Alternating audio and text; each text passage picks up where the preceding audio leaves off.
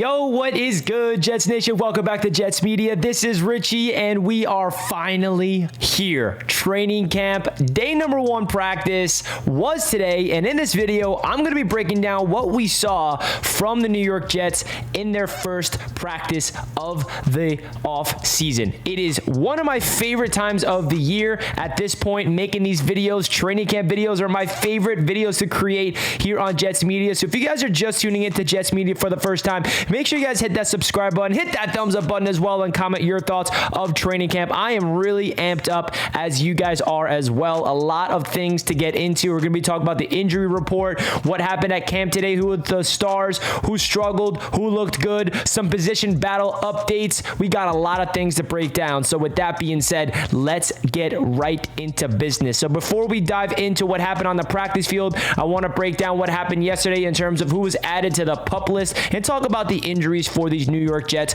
So Breece Hall, CJ Uzomah, Randall Cobb, and Jarek Bernard-Converse have all been added to the PUP list, which basically means that they are added to a list that they can be activated at any time leading up to week number 1. Breece Hall, very expected. Definitely not the worst news in the world. The Jets can activate him before week number 1, and we actually heard a really interesting quote from Robert Saleh about Breece Hall, which I'm excited to tell you guys about. CJ Uzomah and Randall Cobb, they're dealing with injuries that Robert Saleh said that they're expected to be back within the next couple of days, so it does not seem to be severe for those two players. And then the rookie Bernard-Converse is dealing with a foot injury, and he's actually in a boot, so it does seem like he'll be out for a couple of weeks, and we'll find out when he'll be returning, hopefully by August, because he definitely is a promising rookie to develop in that cornerback room.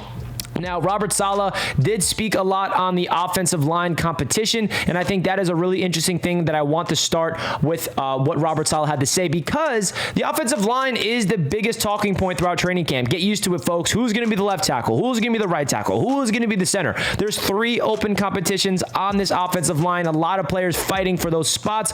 Robert Saleh said, quote, "We got 5 good offensive tackles competing for 2 spots, and we have 3 quality centers competing for 1 spot. So we got a lot of players competing for those starting jobs." So Dwayne Brown was out today due to a personal reason. No issue with his injury. I'm pretty sure that he is trending in the right direction with the injury that he got surgery on over the off season. So Dwayne Brown was not at practice today, which led to Billy Turner playing with the starters with Aaron Rodgers at left tackle. So I thought that was very interesting. Mekhi Becton was playing left tackle with Zach Wilson with the second team.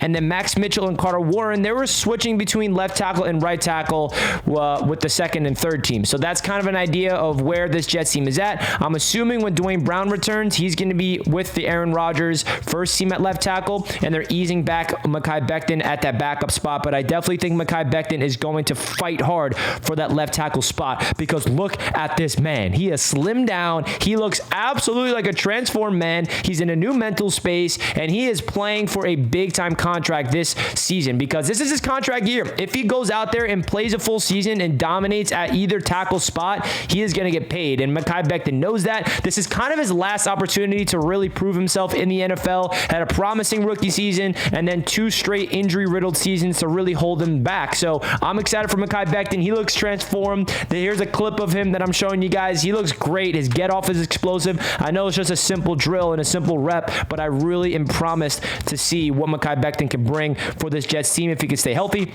And at the center position, this is interesting. Connor McGovern was the starting center for today. I do think Joe Tippmann's going to be, slowly developed into that starting rotation, and Wes Schweitzer is that third center that Robert Saleh was talking about. So it's a 3-man competition for the starting center job. McGovern is starting to start off training camp, but I think that Joe Tippmann is really going to win this job if I had to guess, and I think the Jets are doing a smart thing by really opening this up for a competition to really fire up their guys to really try to play their best football. So that's really the offensive line competition breakdown. Now, other players that to keep in mind that are definitely going to be impactful this season, that's going to be entered into new roles.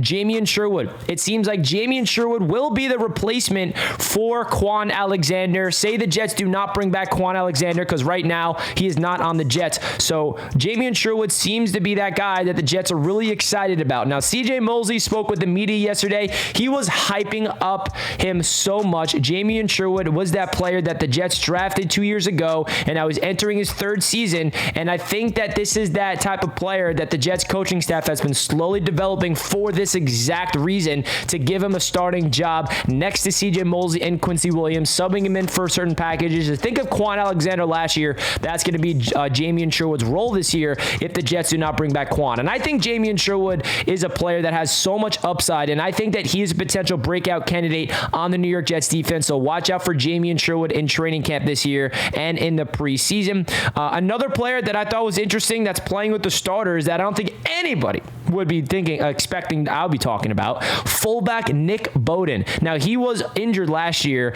and Nathaniel Hackett actually, I believe, likes his fullback. So he caught a pass from Aaron Rodgers today, so maybe Nick Bowden's going to be a secret weapon for Hackett's offense this year. We will find out, but it's interesting to see that the day one of camp, he's out there with the starters, catching passes from Rodgers right away. So we'll see if Bowden will have any type of role with this offense. So let's get into what happened on the practice field today. The defense won the day. Now, that's expected because this Jets defense is freaking elite. I mean, we're talking about a defense that's coming off one of their better seasons in recent memory.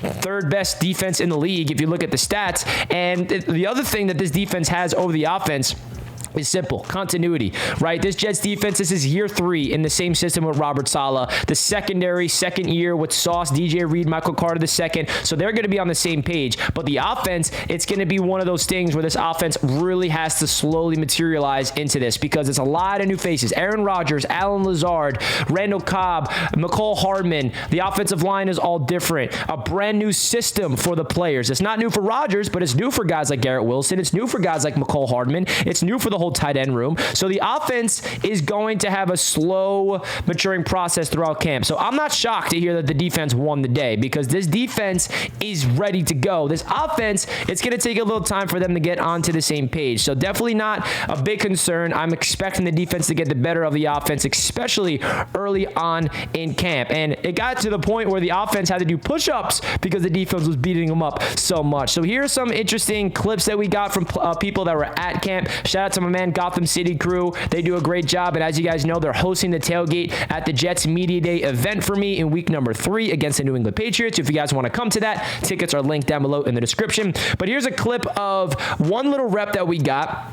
We got Allen Lazard, McCole Hardman, Garrett Wilson, trips to the right, and it looked like Aaron Rodgers was trying to squeak in a little quick slant to McCole Hardman, but Michael Carter II said, no. Pass breakup for Michael Carter II. And you see Garrett Wilson visibly upset because he thought that he crossed up Tony Adams, which he did. Rodgers should have gave it to Garrett Wilson. But hey, it's just fun to see these types of things. The very next play, I do not have a clip of it, but apparently Garrett Wilson beat Michael Carter II, and then Garrett Wilson started getting really excited. You see this tweet from Josina Anderson. She's saying like, okay, Garrett Wilson, you're getting a little too excited over day number 1. Relax. But I love that. It's a year 2 player. He's a lot of energy. He's excited to have Jets football back. Garrett Wilson, don't have a clip of it, but he beat Michael Carter II for a reception. And then that next play, Tyler Conklin had a first down catch from Aaron Rodgers. Aaron Rodgers, I believe, had a solid day. He was like 6 for 10, and he was really throwing it into tight windows, and the Jets secondary was pretty much clamping up the receivers for the most part, besides our guy Garrett Wilson. DJ Reed made a great play on Tyler Conklin in the end zone, but in that same play, John Franklin Myers would have sacked the quarterback because he beat Max Mitchell. So that's another thing we got to keep in mind. The offensive linemen, they're not in full pads, so it's really hard to tell about an offensive lineman getting beat. The defensive line basically has the advantage over the offensive line when there's no pads, so that's something to keep in mind. The pads are not on just yet. So Will McDonald, he beat Mekhi Becton on a rep. Now this is exciting to see the rookie be able to beat a transformed Mekhi Becton, but again, can't really tell about the pass rushing reps and the offensive and defensive trenches until pads go on, but definitely going to be talking about it. Jermaine Johnson had a sack on Zach Wilson. Now Jermaine Johnson's a fun story because he looks like he's poised for a breakout. Quinnen Williams went out of his way in his press conference yesterday, and he started to talk about Jermaine Johnson without even being asked about Jermaine. He's like, he came in quicker, faster, more determined. Saleh had something really good to say about him today as well. So watch out for Jermaine Johnson. He seems to be poised for a breakout season in year number 2. The Jets secondary was basically all over it. We did not hear a lot from Sauce Gardner. I'm pretty sure that's because the ball did not get thrown his way, and get used to that, folks. That's going to happen all season long, most likely. But it was Michael Carter II and DJ Reed making plays, pass breakups in the end zone, and just being the elite secondary that we know them all well. I thought this was a fun little tweet from Robbie Sabo about Al Woods' hustle. Al Woods hustled 50 yards to chase down Michael Carter. That just shows you the type of veteran, the type of player that Al Woods is. Day one of practice, he's running 50 yards, hustling down the field. Those little things go a long way for a certain character and a certain standard that you go 100% at practice. It translates onto the field for game days. The first touchdown of camp and the only touchdown of camp was Zach Wilson. Zach Wilson had a sidearm touchdown to McCole Hardman in the red zone drill at the end of practice. He stepped up in the pocket. Don't have a clip of it yet, but Zach Wilson apparently had a nice little sidearm throw to McCole Hardman. Hardman ran into the end zone. That was the first and only touchdown of the offense for Jets training camp. Aaron Rodgers did not get in the end zone, but Zach Wilson did, and then that wraps up the Jets training camp. So overall, the defense won the day, which I said is not really shocking to me. I'm expecting the defense to get the better of the offense, especially early in camp. Definitely great to see Aaron Rodgers out there with the Jets. Definitely great to see all the boys getting hyped up and just getting loose and just having fun out there. Hard Knocks is there. One Jets Drive is there. Man, it is so freaking awesome that we finally have Jets training camp to talk about. I'll be there Saturday and Sunday. Hopefully, I'll be seeing you guys then. Let me know your thoughts down below in the comment section of your biggest takeaways from day number 1 of Jets training camp. My biggest takeaways is the offensive line competition is definitely going to be the talking point throughout camp. We got 5 tackles competing for 2 spots, 3 centers competing for 1 spot. Jamien Sherwood seems to be leading the conversation for that Quan Alexander replacement. Nick Bowden might be in the starting rotation at that fullback spot. And then the injuries to Breece Hall. I forgot to say this. So Breece Hall apparently clocked out at 23 miles per hour on the GPS, according to Robert Saleh. Yeah, Breece Hall is coming back for vengeance this year. Make sure you guys draft him in fantasy. Comeback player of the year on the horizon. So that's going to wrap up this video, folks. Hit that thumbs up button if you enjoyed and comment down below a Statue of Liberty emoji if you stayed all the way until the end. This is easily one of my favorite series to make on this channel throughout the season is training camp videos. So hope you guys enjoyed this, and I'll catch you guys next time. Let's go Jets. Peace out.